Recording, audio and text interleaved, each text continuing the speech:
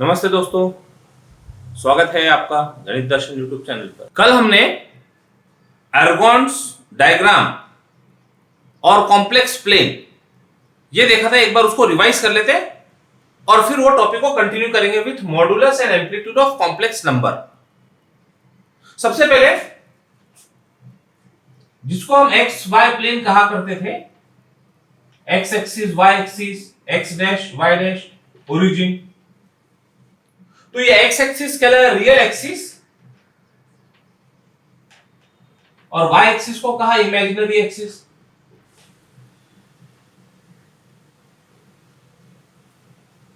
तो जितने भी कॉम्प्लेक्स नंबर है z is equal to x plus i y, ये लिखे गए पॉइंट फॉर्म में x comma y। Means real part represent x coordinate and imaginary part represent y coordinate. और इस तरह से सारे कॉम्प्लेक्स नंबर के लिए एक पॉइंट प्लेन में मिलने लगा और हर पॉइंट के लिए एक कॉम्प्लेक्स नंबर अवेलेबल रहने लगा in system of complex number. तो there is one to one correspondence between a point in plane and a complex number.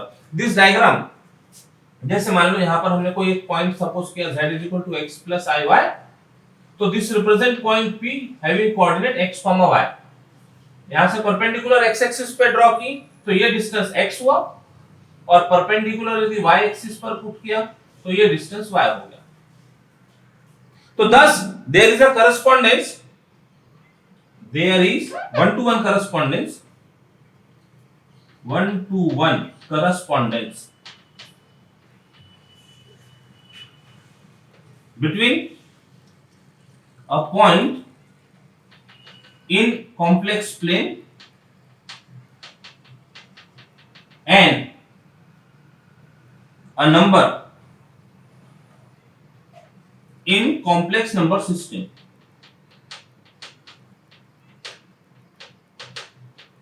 C, जिसको कैपिटल C से डिनोट करते हैं। तो ये सेंटेंस इंपॉर्टेंट है। जिस तरह से there is one to one correspondence between a point and number on real number system, उसी तरह there is one to one correspondence between a point in complex plane and a number in complex number system. तो ये part revise करने के बाद now will see modulus and argument of complex number.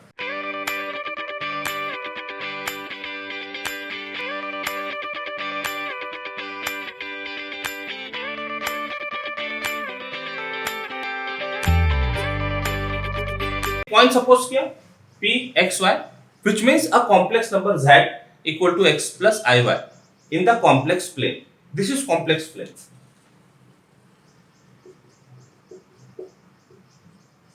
Complex plane. अब वो p से o को join कर देते हैं, join OP and take distance OP as r। तो ये r हो गया डिस्टेंस ऑफ पॉइंट p या फिर कॉम्प्लेक्स नंबर फ्रॉम ओरिजिन। और ये जो सेगमेंट दिख रही OP, let that segment OP makes an angle theta with positive real axis. मतलब ये जो एंगल है, ये एंगल को थीटा बोलते हैं। तो ऑब्जर्व करो फिगर को और ये इसको कुछ नाम दे देते हैं,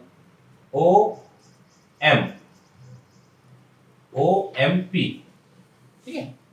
Then from figure, triangle OMP is a right angle triangle.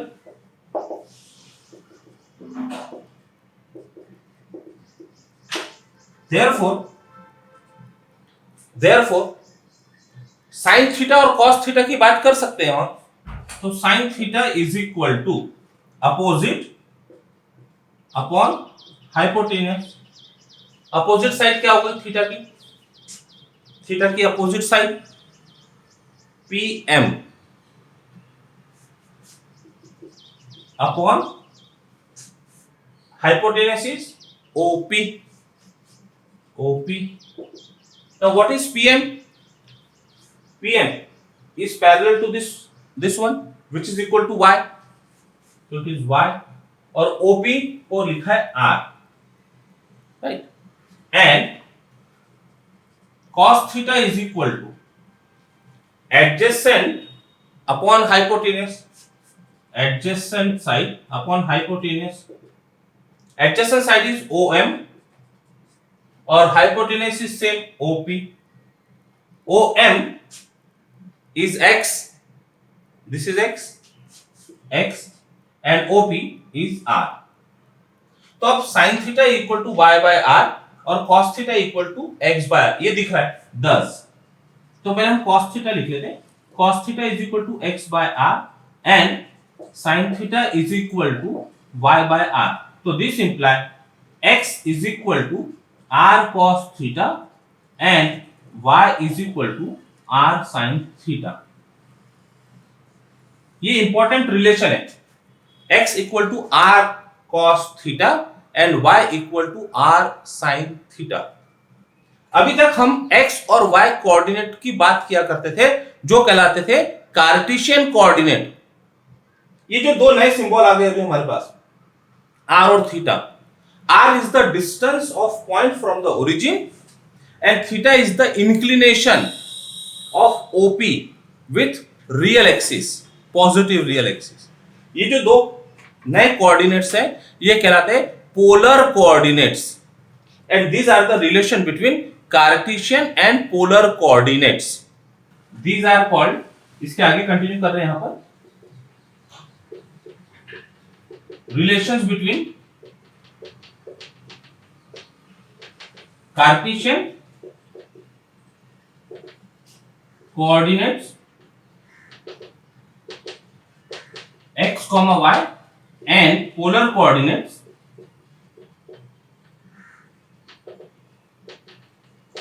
r, theta. जैसे पहले x लिखा जाता है उसके बाद y लिखा जाता है, उसी तरह से पोलर कोऑर्डिनेट में पहले r की बात करते, पहले डिस्टेंस की बात करते और फिर वो कौन सा एंगल फॉर्म कर रहा है, कितना एंगल फॉर्म कर रहा है, वो थीटा मेंशन करते हैं. अब ये दोनों को हम नंबर दे देते. x equal to r cos theta, इसको सपोज नंबर 1 और y equal to r sin थीटा नंबर 2. अभी हमारे पास x और y in terms of r और थीटा है. r और थीटा फाइंड कर सकते हैं इन टर्म्स ऑफ x और y. तो 1 और 2 का स्क्वायर करके ऐड कर दो, 1 square plus 2 square imply x का स्क्वायर प्लस y का square is equal to r square cos square theta plus r square sin square theta. r square common, cos square theta plus sin square theta which is equal to r square into 1. ये standard identity है trigonometry की. तो therefore r square is equal to हो गया x square plus y square which imply r is equal to under root of x square plus y square. अब एक important point, जब square root लेते हैं तो प्लस माइनस दोनों sign लगाते हैं, लेकिन यहां पर केवल प्लस लिखा है because r represent distance of point from the origin. This is called as modulus of complex number z. Z क्या था? x plus i y and it is denoted by mod z. Modulus of complex number z, mod z. ठीक है. Note positive sign because of distance. Distance represent कर रहा है इसलिए केवल positive sign लिया है. तो ये जो क्वांटिटी है ये क्वांटिटी कहलाती है modulus of complex number z denoted by mod z. Thus mod z is equal to r, ऐसा भी लिखते हैं, and this is equal to under root of x square plus y square. मतलब क्या करना होता है, किसी नंबर का, किसी कॉम्प्लेक्स नंबर का मॉडुलस फाइंड करना है तो क्या करना होता है, रियल पार्ट का स्क्वायर प्लस इमेजिनरी पार्ट का स्क्वायर अंडर रूट में. तो ये बन गया modulus of complex number z.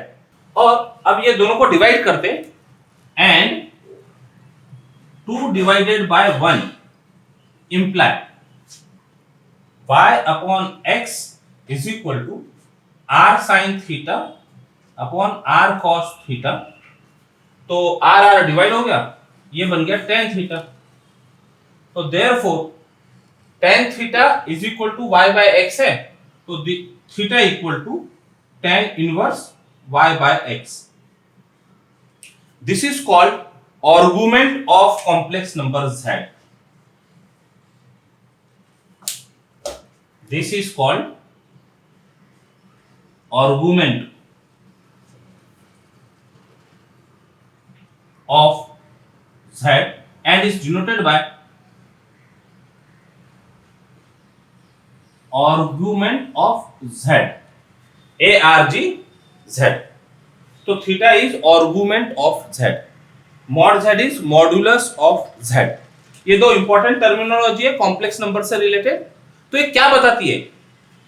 ये बताता है डिस्टेंस कितना है।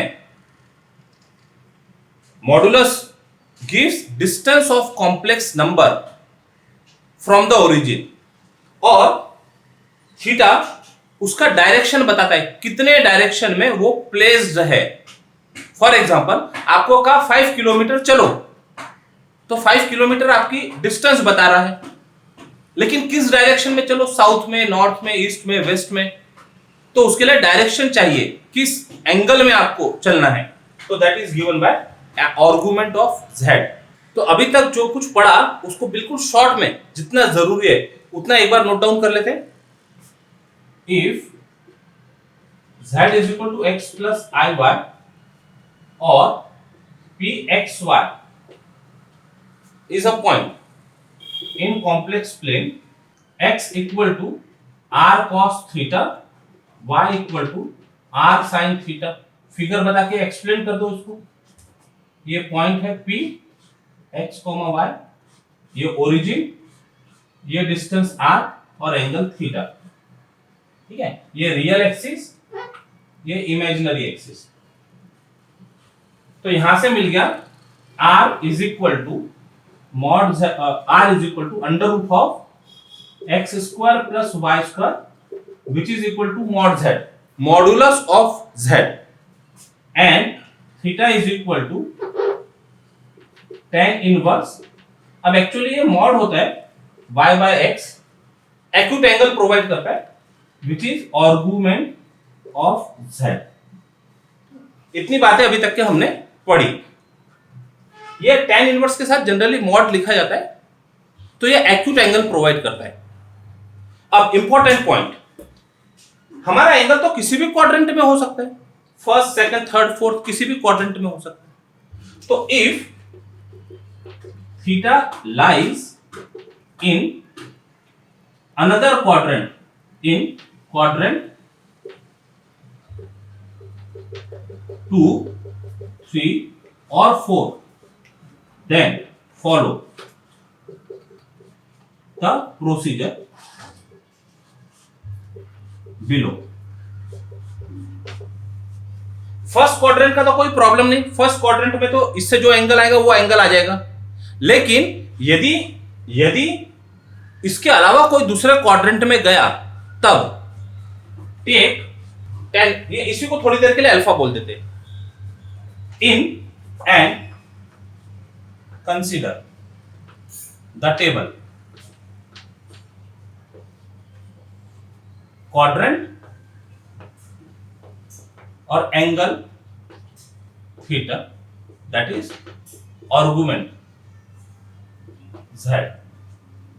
यदि मान लो फर्स्ट क्वाड्रेंट में है तो theta is alpha, second quadrant में है तो ये समझना कैसे हो रहा है।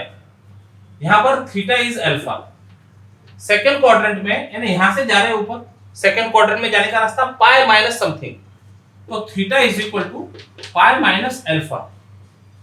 यदि थर्ड क्वाड्रेंट में होगा हमारा कॉम्प्लेक्स नंबर, तो थर्ड क्वाड्रेंट में आने का रास्ता यहां से पाई प्लस, तो ये थीटा लिया जाता है पाई प्लस अल्फा।